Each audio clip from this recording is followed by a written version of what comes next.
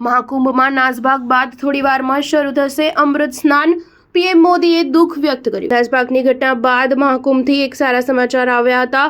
મહાકુંભમાં બંધ રાખવામાં આવેલું ત્રીજું અમૃત સ્નાન શરૂ કરવાની તૈયારી હતી. સ્થિતિ કાબૂમાં આવી હોવાનો સરકાર અને અધિકારીઓનો દાવો છે. આ દુઃખદ ઘટના પર સ્વયં વડાપ્રધાન મોદી પણ દુઃખ વ્યક્ત કરી ચૂક્યા છે અને આ મામલે તેઓએ સીએમ યોગી સાથે 4 વખત વાતચીત કરીને અપડેટ મેળવી હતી. ઉલ્લેખનીય છે કે મૌની અમાસના અમૃત સ્નાન વખતે મહાકુંભમાં નાસભાગની ઘટના બનતા 10 થી વધુ લોકોના મોતની આશંકા વ્યક્ત કરવામાં આવી હતી, જેના બાદ સમગ્ર દેશમાં આ મામલો ચર્ચામાં આવી ગયો હતો.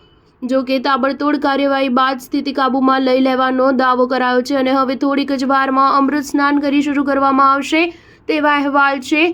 અખાડા પરિષદે અગાઉ અમૃત સ્નાન આજે અટકાવી દેવાનો નિર્ણય લીધો હતો, જે પછી નિર્ણય બદલવામાં આવ્યો હતો. પીએમ મોદીએ ટ્વીટમાં શોક વ્યક્ત કરતા કહ્યું કે પ્રયાગરાજ મહાકુંભમાં સર્જાયેલી દુઃખદ ઘટનાથી હું ખૂબ જ દુઃખી છું.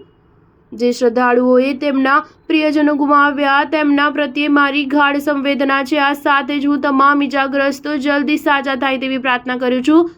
સ્થાનિક તંત્ર પીડિતોની દરેક સંભવ મદદ કરવાના પ્રયાસ કરી રહ્યું છે. આ મામલે મેં મુખ્યમંત્રી યોગી સાથે વાતચીત કરી છે અને સતત રાજ્ય સરકારના સંપર્કમાં છું. સ્ટાર ન્યૂઝ 7 હંમેશા સચ્ચાઈની સાથે.